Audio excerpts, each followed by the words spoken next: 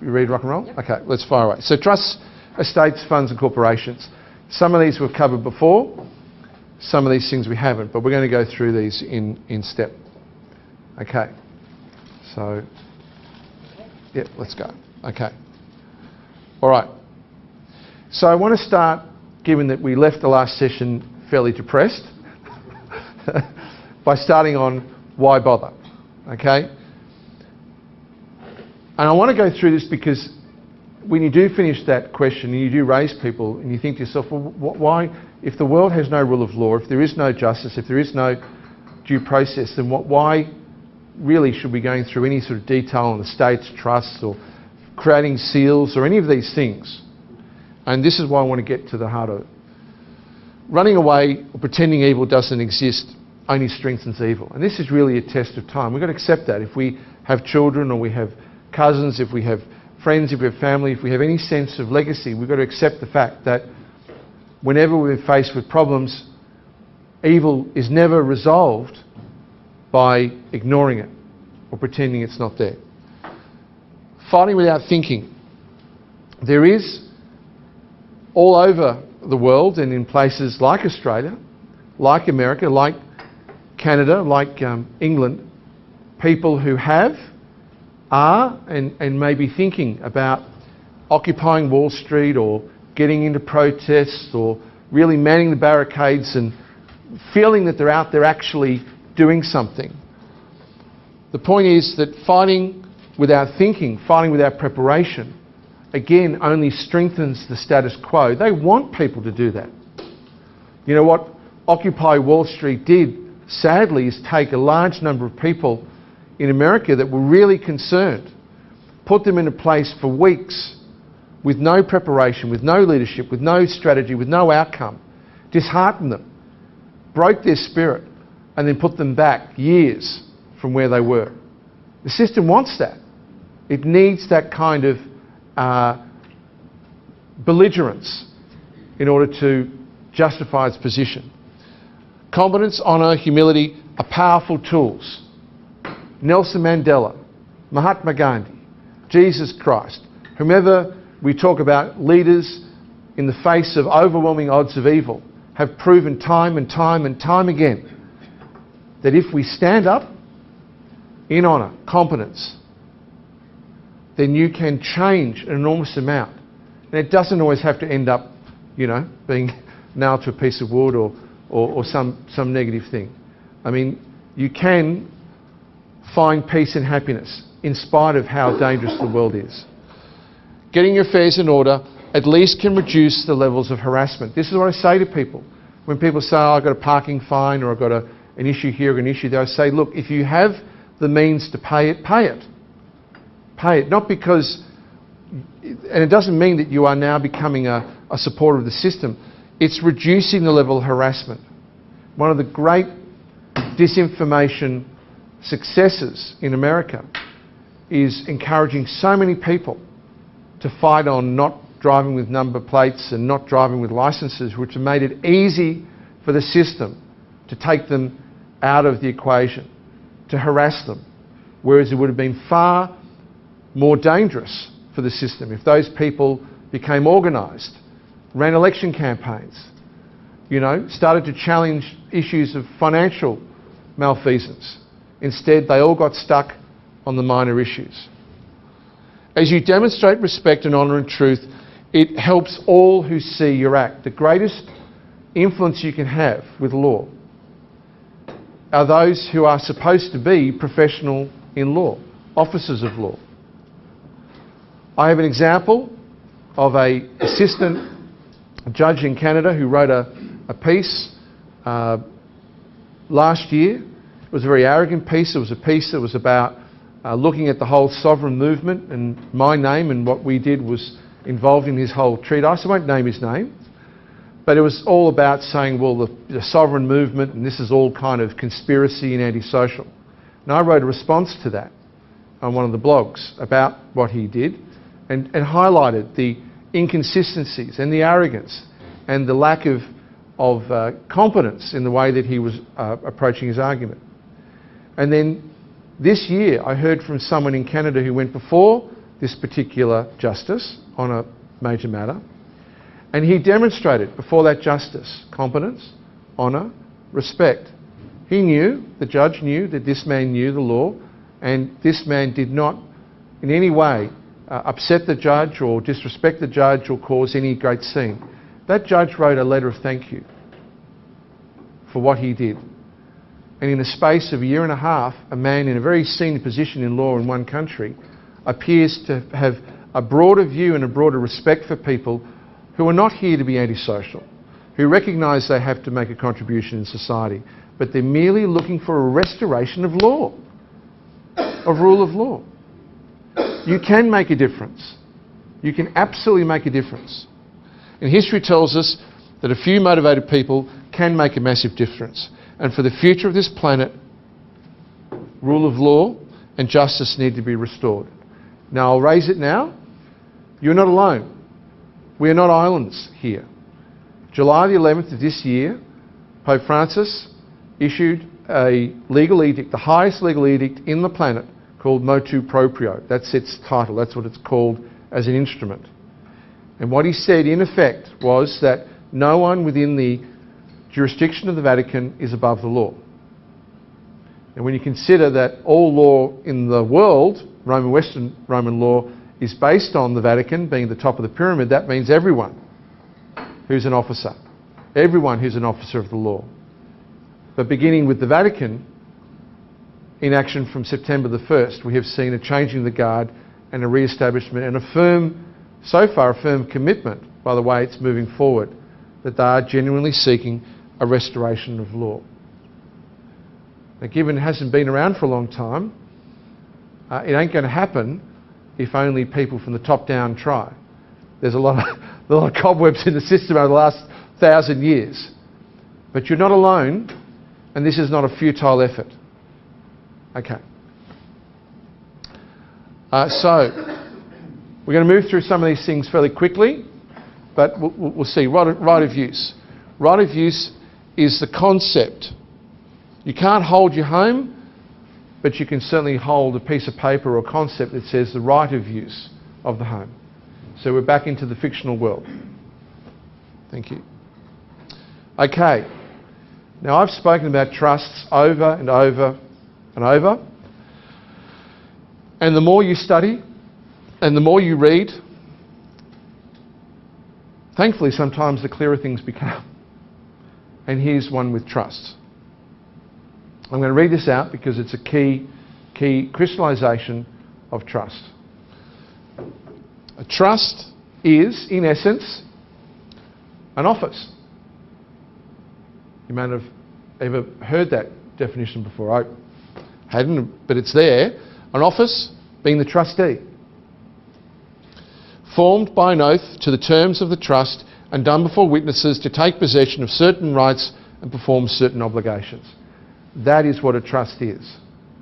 Now, if you go and look at all the definitions that are around on trust, I sort of move around it. They always say a trust must have a trustee. Yes? You can't have a trust without a trustee. And now you know. You can't have an office without a trust. And you can't have an office without an oath. So let's go back to that issue of the judge not taking an oath.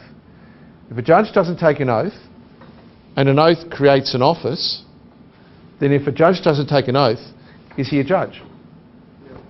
Why? Because there's no office. You see how it all starts to get clearer?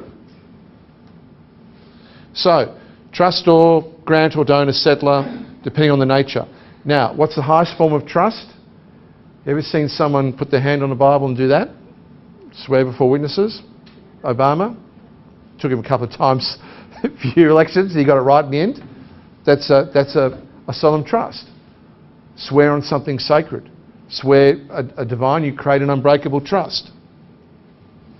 And the three tests of a trust. Clear purpose, certainty of subject matter, good faith and oath of trustee. What happens if someone doesn't actually believe in that? Well, what do you think? We'll come back to it, but think about if they don't believe. If it's not good faith, then it fails the test. It's not a trust, is it? Yeah? That's what that is. Okay. The highest trust, the highest trust possible, is the office of man or the office of woman. Now, I pay tribute to those that have been speaking for a long, long time. They may not have had it all clear in their mind, but they knew that first and foremost we are a man or we are a woman. They go to court and the judge says, "Who are you?" "Call me man. I'm in the office of man." It is the highest trust. Why? Yes, first person, spot on. First person. Why?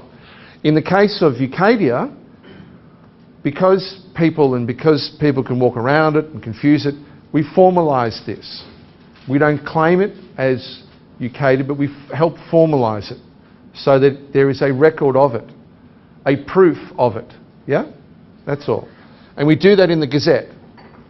We do that by saying that when you redeem your member number and prove the existence of the Divine Trust and your live-born record and your oath, then you've proven the office of man and woman. So your live-born record in your Gazette is proof that you are the office of man and woman. You don't need it.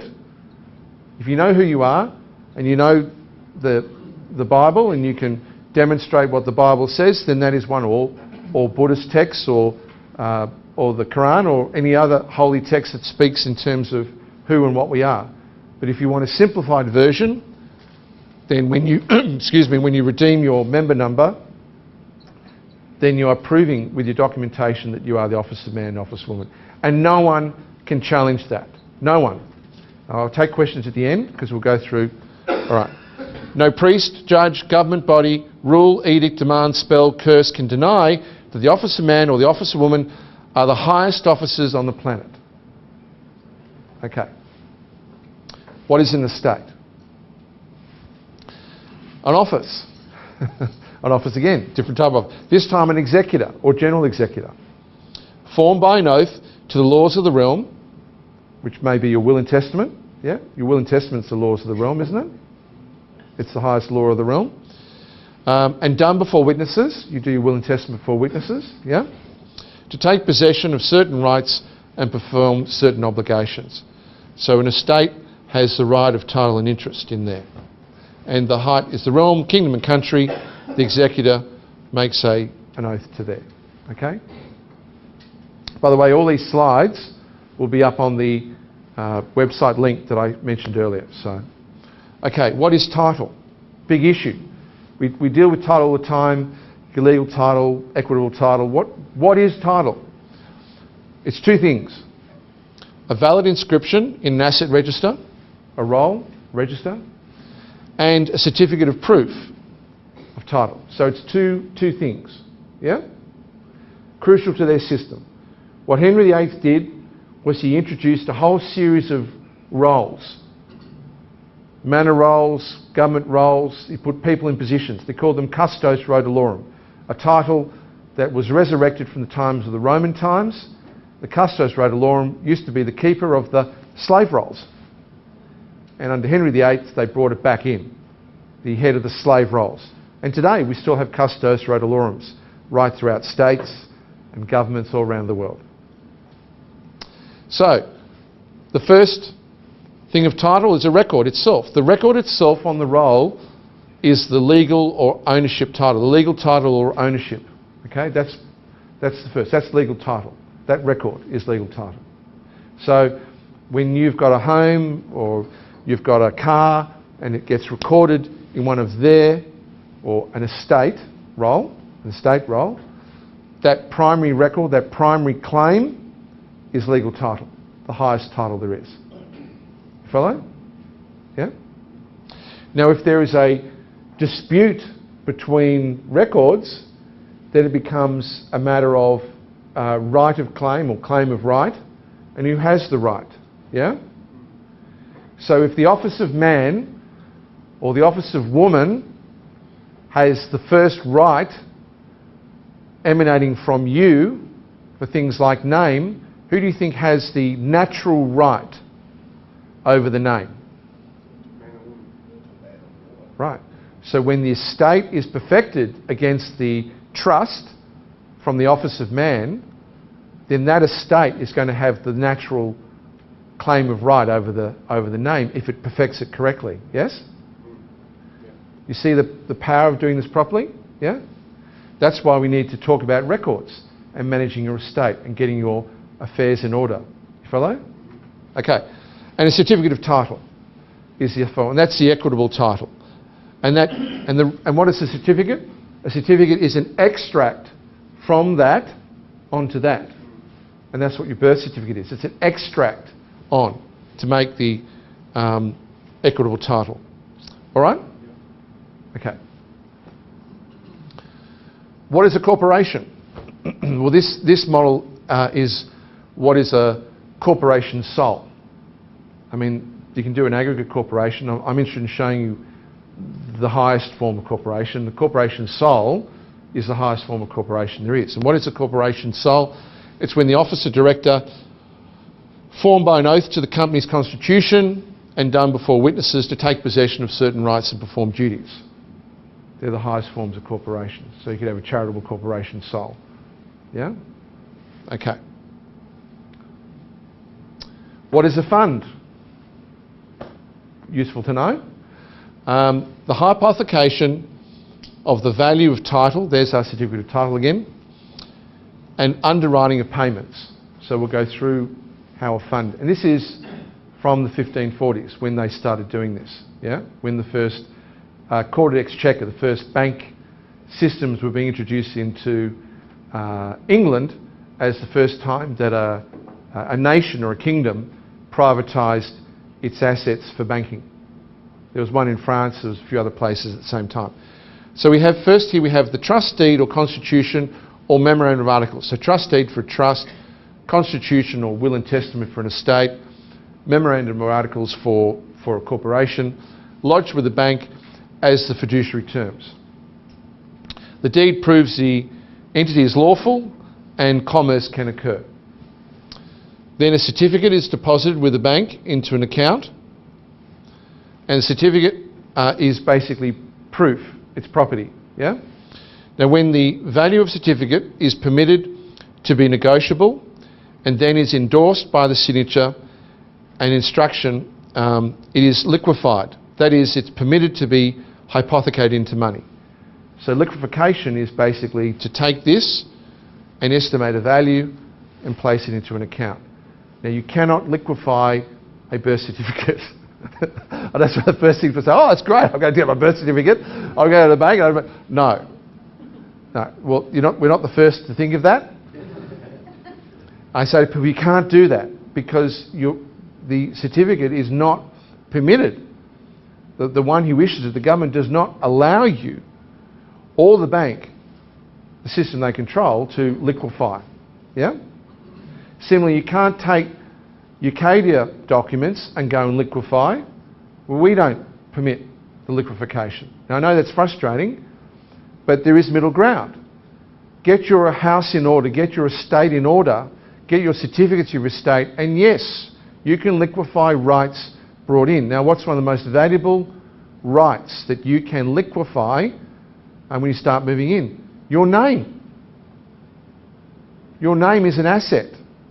And you can certainly start to liquefy some of the rights given that they are trading on your name, moving money on your name, doing things in your name. So you're not sitting there without any ability.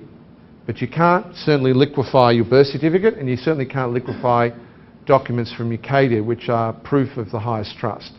But when you start to get your estate in order and start to move certificates of your estate into order, then there are valuable assets that are entrusted to you, or you have a natural right to claim, that have value to the system. Follow? So what does the bank do? The bank determines the value and it enters the value in the account ledger, and then the bank will issue its own paper as guarantee or numbers in an account for payment of money. Now that certificate could be a banknote. Now it could be actually Australian currency or US dollars or whatever it is. This system applies to doing something now or having your estate in order, that system of funds is basically how banking works. Okay? The will and testament. I copped a lot of flack and still cop a lot of flack for this. I know it's a big document, and I know it was a big stretch to sort of look at the will and testament as something beyond just, you know, what happens when I die. But I want to say these two things on it, and then we'll move on, because I've got audios and documents, and there's a lot of links on this. The will and testament is universally recognised as a right of all men and women. It is a right that you are able to use. And a will and testament is more than just an instruction for funeral or disposal of property. It is the law of the estate. It's the law of your estate.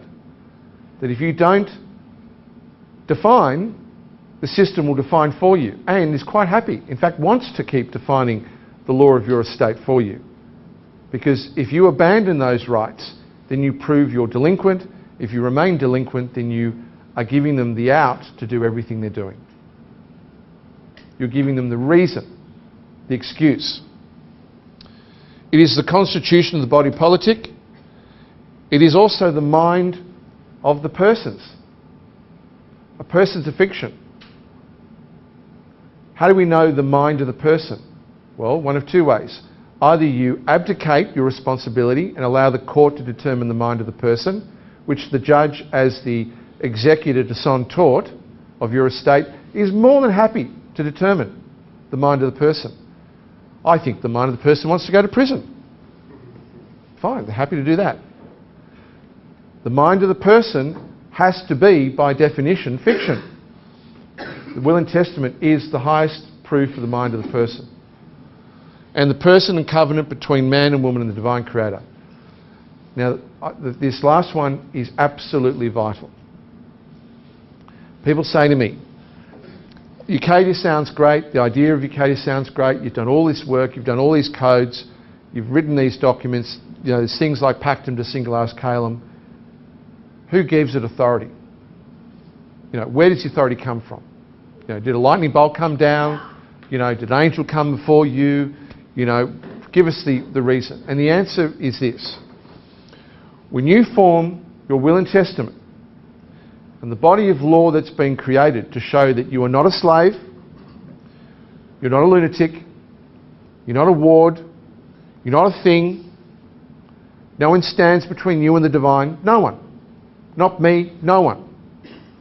And that you have a right to be here. And that the property of you, your name, your body, your mind, your spirit is yours. When you perfect your will and testament, you are forming a sacred and unbreakable covenant between you and the divine. Far more powerful than the New Testament. Far more powerful than the Old Testament. Far more powerful than the Old and the New Testament combined. Okay. Coat of arms of the estate. If you've got questions, what do things mean? Well, I'll take it off line. But there are certain things that you can do, certain things that you need to do in order to prove in law that you have taken control of your affairs as a state of one, as a nation of one. And one of those is to present your coat of arms. Now, what is your coat of arms? Coat of arms has more than just the design value. It is the embodiment of the sovereign virtues. It is the embodiment of the values that you subscribe, of who and what you are, of where you come from. That's why you have a motto. It is the claim of right. It is the embodiment of the claim of right and ancestry. And it is also a symbol of authority endorsement. Now, have you heard of the word endorse before in banking? Endorsement? In heraldry, if your coat of arms is perfected, that is endorsement. That is the endorsement. So if the coat of arms is present on an instrument and it is a coat of arms that complies with the traditions of heraldry that they defined then that coat of arms itself is all that endorsement requires. Doesn't need someone else to put a stamp on it, doesn't need permission. The existence of the coat of arms itself is the endorsement of legitimacy. So can you imagine now, when you see a document that comes out and has the coat of arms on there, a proper coat of arms, like this, 2 symbols rampant, the design here, there must be 2 animals. Rampant means they're on their hind, facing one another, with at least one of the 8 symbols that's called the pale. A pale is a stake. A stake is a claim. You ever put a stake in the ground? You ever heard that? Claim a stake. Yeah? There's claim of right in the word. The symbolism in here is a symbolism of a valid spiritual and temporal claim. That's all it is. It's just how those elements combine. And then the motto. Okay? I'll come back to these things if you want questions later. Okay. And the great seals of the estate. Now, I know in the past we've all got excited by the lower symbols, but that's the highest symbol there is. Now, I want to sometimes put distance between Ucadia and say to people, that's always been known as the highest seal of the office of man or the office of woman. And it is. There's nothing in Ucadia that is stronger than the thumbprint of a man or woman. So it's how you use these tools. The Great Seal of your state, the Privy Seal, the Registrar Seal as seals. Okay. And then we have we're going to go through how these things work. And we have the manor roll. Now remember I said to you that title begins with a record of a claim in a register, and that if you have natural rights and you take control of your own affairs, would it follow then, if you manage your registers correctly, then those registers are higher than any government register for your rights? Does that make sense? Yeah? You can't claim things that you have no claim over. We can try, rather that people don't, but there are certain things that are inalienable rights that belong to you, that should be yours to administer, that you need to administer. If you don't, the system will administer it for you. Well, this is the purpose of a manor roll. That's all a manor roll is. Manor rolls were created by the Carolingians in the 8th century as a way of restoring law and order across Europe, because there was a complete lack of records, there was a complete collapse of property law, and the Carolingians came up with a rule system that's been the underpinning of Western Roman law since then on how claims of right are perfected. So, manor roll, series of large A4 or larger stitch bound, very important stitch bound, blank pages. Why stitched? Has to be stitched to prevent fraud. If there's any possibility that you can insert a layer or external layer, it can be fraud. That's why it's going to be stitch bound. The fact that it's in a long roll makes no difference. The fact that it's pages stitch bound in a book, no difference. They're the same form, just different arrangement. Title page. So the first thing on a manor roll is title page. Identify the manor roll and estate, first page of the book. Then the verso. The verso is the dedicatory prayer and oath and seal.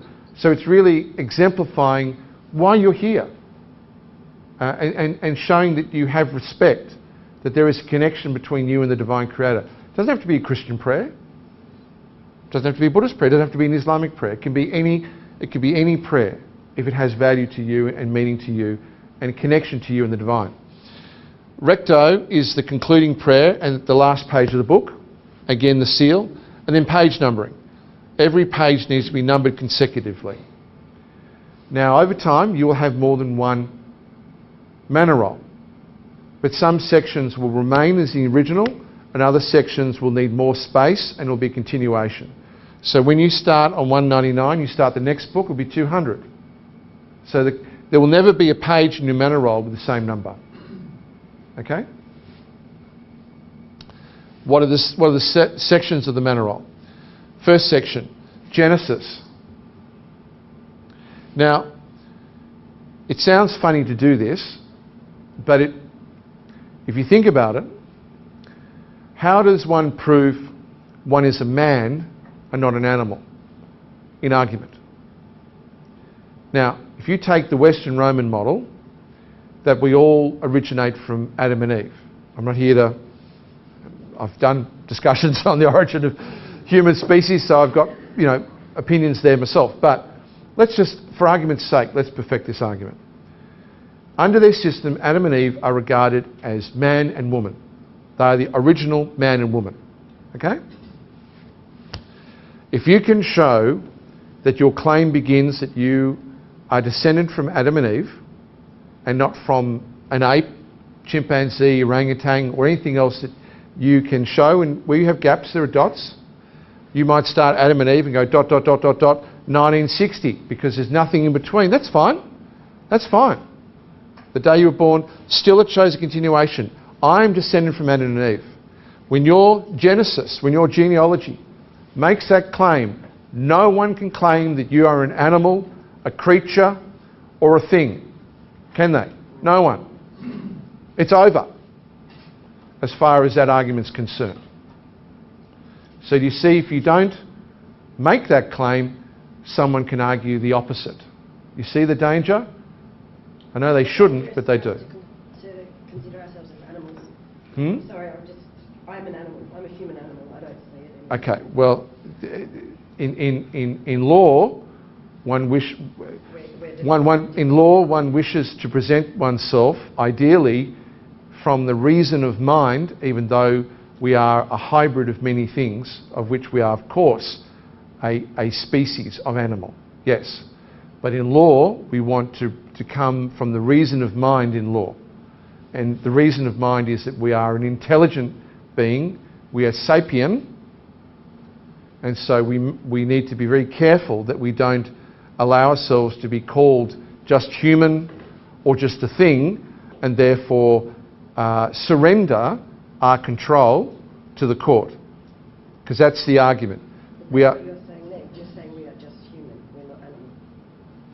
We're saying here that we demonstrate that we are descendant of man and woman, and that we are more than animal, in order to disprove anyone claiming that we are just a thing, a slave. Now, again, a reason I interacted there is because it is important. People who listen to this will say, well, hold on a second, of course I'm physical, of course I'm an animal. We're not saying that. We're saying we are dealing with a system that has lost its way, law is broken down, we went through that, there's no rule of law, there's no justice, we've got to repair. We're trying to make sense of our own space. We're trying to find how we can survive and hopefully have a positive influence. Here, we demonstrate that by showing the system we know its foundations. We know what rule of law is, and we are taking proper care of our own affairs. That's what I'm trying to show. Any more questions on that? I'd like to take at the end, please. Then we have register of birth, deaths and marriages, okay, because they're claims. The system claims your parents. The system claims you. The system claims your grandparents. That's why they produce annuities. Bring those claims out of their assumption. Bring them into your estate. If your parents have died, then take control of those claims and bring them into your register. Because they're your parents. They're not the system's parents, they're your parents. Bring them into your claim. Register of claims, rights and titles. Claim of name. Other claims in there. Claims of property. Things that you have right of use of. Bring those claims into your register. An inventory. Every year, under the Carolingian rule, you needed to produce an inventory. That's what a stock take is. We have a system that places an emphasis that you keep track of every cent, every dollar. Okay. That's an absurdity, I tell you now. That is an absolute, unmitigated absurdity. The purpose of estates were always to take care and be aware of the things, not just how those things were moved around. So if you have property, how many shirts do you have? Have you got a car? What sort of car is it? Do you have a home that you use? What sort of home are you dealing with? Do you have artwork? That was the inventory. That was what was important. Not how many dollars and cents. The memorandum was the tracing of the use of that property. And in accounting, it went from memorandum, then across to the ledger, and then to the summary. So the memorandum was always the base. The memorandum kept the detail that you purchased X number of shirts or you sold X and Y, but it was always the context of the trade. And then court rolls for disputes, resolutions, orders and treaties, and register of grants, warrants, writs and consents. Now, that seems like a lot of work. And it is quite a bit of work. But think of the flip side. Can we really walk with one foot in one side and one foot in the other? Can we really engage in their system and abdicate all of that to them and then argue that they are unjust to us? We can highlight lack of due process, and we could avoid all of this and simply highlight later on proof of lack of due process. We could also just simply say, I know I'm an office of man, and dispense with all of this. But if you do take the time to take control of your affairs, then it is possible to mitigate those areas where you're under attack from revenue, you're under attack from tax, you're under attack from all the ways that they want to take your energy, steal your energy, reduce your energy, and say, these are the bounds by which we engage respectfully. It's entirely up to you. Now, one of the key areas of an estate is chancery. And in a chancery, this is where you record and keep your registers. A filing cabinet is a perfectly good chancery. I mean, that's ultimately what a chancery meant. It was a protected space. A lockable filing cabinet is an excellent place to store original records. And this is where we store registers of births, claims, miscellaneous documents, court docs, grants, warrants. And this is what we do. We enter the name of the document in its register. We stamp the document with the registrar seal, sign it, record the number, and we store the document in sequence of received in proper location. Okay? Coloured paper. Have you heard about different coloured paper, seen different coloured paper? And had the query of what it means? Yeah? Okay. So let me make it clear. White is original. Yellow is the receipt. Blue is for the agent, the trustee. Pink is for the thing. That just referred to like the invoice book? That's why an invoice book is the same as that, yeah. Why do they have colours? In their system, they have a trick that they do to us. It's called enclosure. You ever played paper, rock, scissors? It's their paper, rock, scissors, yeah? And literally that's what as childish as it is, that's exactly what it is. It's enclosure. And how they work is this way. Enclosure is when another estate or corporation claims the right to enclose or claim jurisdiction or right to take possession of an instrument. And that's when you think they ignore you, they're happy for you to think that. What their system works on now is enclosure, which is bring it on, we'll absorb it all, we'll stamp it all, we'll claim it, we control it, and you can't do anything about it. Why? Because we keep sending things on white paper. So the colour coding was their way of stopping different parts of their system abusing where issues of jurisdictional authority were not allowed to be stepped over. So they invented a colour code system in the 19th century when they were rampantly raping and pillaging and stealing to ensure that in certain cases there wouldn't be this carryover. And that's why the colours are used. Okay? Okay. Seals and signs. Now, people get confused by when to use something, when not to use something, so I want to make this clear. I'm going to have a quick drink too, just quick water. Thank you. Okay. All right. There's a lot on that page, sorry. Okay. So, the seal, the office of man, is the most powerful seal. We said that before, yes? Okay. Because it's the most powerful seal, should it be used with the absolute minimum, given it's so powerful? Yeah. And it's really only used for internal inbound estate documents and trust. You never, ever put a thumbprint seal on any document you send them ever again. And if we did that in the past, we were learning. If we've said that in the past, I'm sorry. From here on in, please make it clear you don't do that. When you're doing what? Don't do that when you're doing what? Yeah, internal, inbound only. Don't ever send a thumbprinted document. Okay? And I'm apologising for getting to here and learning when not to do something, yeah? Because we did talk about on autos in the past about this, yeah?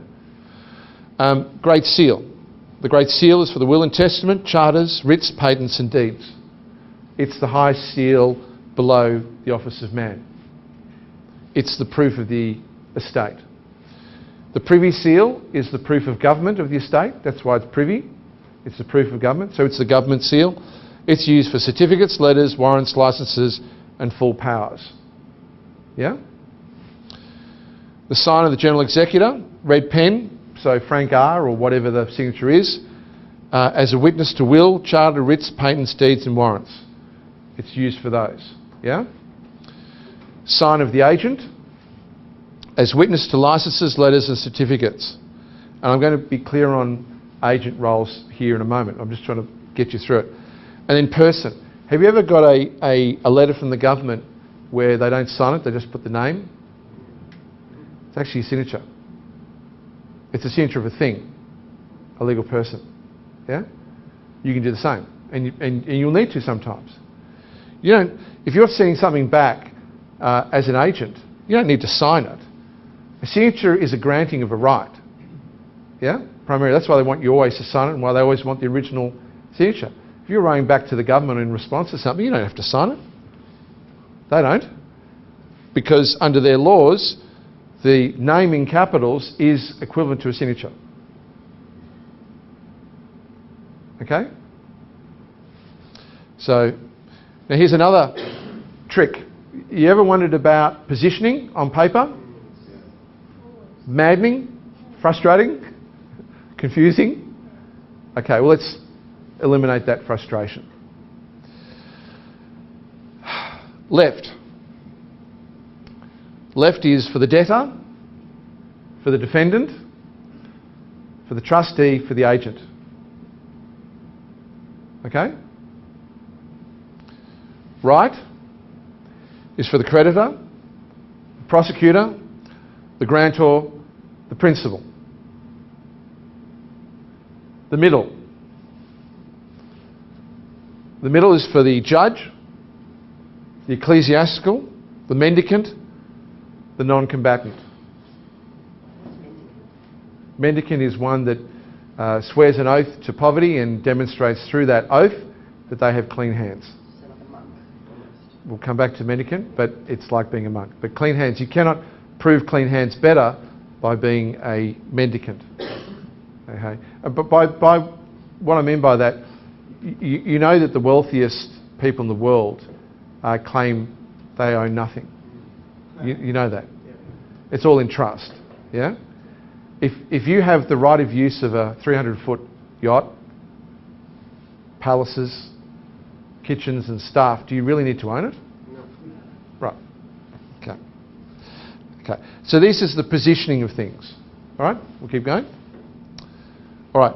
We're going to just deal with some accounting and then we can wrap up this session. This is just, again, basics of estates, funds, corporations. So I think we're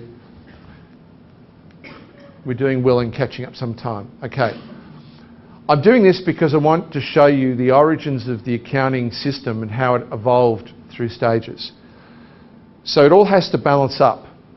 Okay? There are two levels always in their system. There's the private side and the public side. And then there's again the private-public side within those. When they invented their accounting system, they conceived this idea that sin wasn't simply a transgression, it was a debt in heaven. It was an accounting entry in heaven. And Jesus and the saints, through their love and through their blood being the currency, would offset our debt by forgiving, effectively, from the credits of the treasury of heaven. Now, this is the doctrine and the origin of accounting, that under this model, God is a Venetian accountant. Okay, so the blood of the saints, the blood of the martyrs became the currency to offset our transgression. So in heaven, when you do a sin, a transgression, it's automatically cancelled out. That's heaven. But earth needed to also balance out. And this is where they got really nifty. So here, in order to balance that may balance in heaven, but you haven't balanced with heaven yet, have you? So you're down in this quadrant down here. So you need to confess, penance and promise. Penance is the origin of penalty. Fine. Fines are penance, yeah? So that's why people who issue fines can't issue a fine unless it's a judicial or ecclesiastical penance. If they do, it's unlawful. All fines are unlawful unless they're through a court or through an ecclesiastical authority. So here, confession. Confession balances out the debt. And then over here, the indulgence,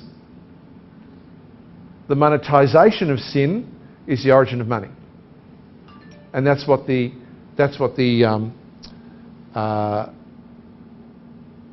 church got for the monetization of sin. And the balance overall is zero. Okay, we'll go to the next one. Just turn that off. Great. Okay. So that was the 1400s. Now we go to the 1600s, and indulgences are making money. Do you remember Martin Luther? Martin Luther indulgences? They didn't stop. They just got bigger. Yeah? The indulgences have never stopped. They've just become streamlined. So here we have the ecclesiastical again. Now it's the estate. Yeah? Now we've got this formalised thing here on the English model of the estate. So here we confess, penance and promise and the indulgence now, and deeds. Now, in order for that, we have use of exchequer bills. Yeah? So the exchequer bills are issued on the basis of our promise to work. Now we see, under the English model, money being issued on the sweat of the slaves, the voluntary slaves that we are. Yeah? Okay? And that's why they needed the registers, the custos rotolorums. And then in exchange for that, Commonwealth rights were provided. Yeah? So that's the origin of the Commonwealth. Welfare, the origin of welfare. Commonwealth means welfare. And again, it balances out. Okay, we'll go to the next one. Thank you. Now we get to the 1800s where all the wheels fall off. Now remember, the 1800s is where we see 10 million laws and 100 million laws, and the bankers running the world, and all the history gets corrupted, and they just can't help themselves. Yeah? Okay. Now this is where you see that they lose the plot. Okay, the global banking model, based on all non-rich people being animals in this, and debt slaves, with right to sell their effort in exchange for welfare. So the promise to pay to work, now corporations, no longer ecclesiastical, just corporates, against the birth certificate, share annuity, yeah? So they balance out. And then we get to use private banknotes. And what should happen is that there is, for the fact that we work in banknotes and annuities and services, that there's a balance. There should be a balance. Yeah? Yeah. But there isn't a balance. Because the balance outstanding is -1 plus compounding interest. Because they haven't been providing the services, and they've been compounding this value here. So they've blown up their own accounting. And it's been broken for over 150, 160 years. So since the 1930s, global financial systems ceased to be based on any measure of financial accounting. There is no longer any global financial accounting. It's all a lie. Because now there is no competence or rules. It is the largest and most corrupt Ponzi scheme in history. Okay? But now you can see why. Okay? Now you see the distillation of it. Okay. And that's that. Ponzi scheme is where someone who controls it takes money out by getting people to continuously come into it. So it's basically, how Ponzi works is the people who are in the system first continue to make money so long as new people come in. But the people coming in on the promise that they make money will never make money, because the only value of the profit is taking their input and claiming it to be an output. Is that referred to like a pyramid scheme? It's a pyramid scheme. Or, capitalisation of assets. Or the stock exchange, yeah. Yeah. Yeah. Federal Reserve. Like Or Federal Reserve. Federal Reserve. They're all Ponzi schemes. Okay, so that is the summary of estates. So that relies on growth. Always relies on new gullible people coming in to keep it going. Yeah. There's always people born every day. Yeah, I was going to say, we... Every day. Every day. Again, now the exciting thing is we're going to have a break, but if we can keep it shorter than we planned, if we can just do it for 10 minutes, would be great. I know we said about lunch, but when we get to session 3, we're going to start talking about the positive move back. There were positives in our estate, but we're going to talk about some very practical things about our own affairs. So, thank you. Thanks, Coat of arms.